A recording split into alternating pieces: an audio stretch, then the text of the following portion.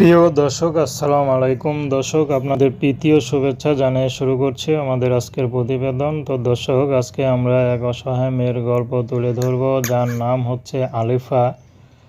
আলিফার বিয়ে শাদী হয়নি, কারণ আলিফার উপরে সংসারের বোঝা। কারণ আলিফার বাবা মা নেই। আলিফার ছোট ছোট দুটা ভাই বোন আছে, আলিফার কাঁধেই খায়।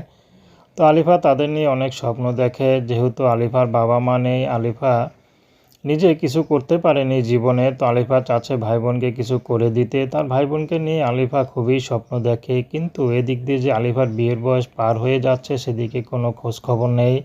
তো আলিফা সেটা নিয়ে মাথা ব্যথাও নাই।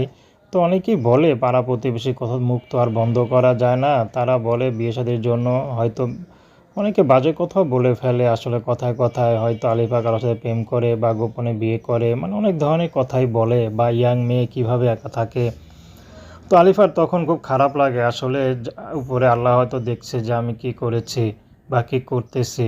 তো আলিফা চাচ্ছে যদি এখন তাদের সমাজের মুখ বন্ধ করার জন্য যদি 50, 60, 70 বয়সে কোনো পুরুষও বিয়ে করতে হয়, আলিফা বিয়ে করতে রাজি আছে। আলিফার ব্যক্তিগত কোনো পছন্দ নেই, চাহিদাও নেই।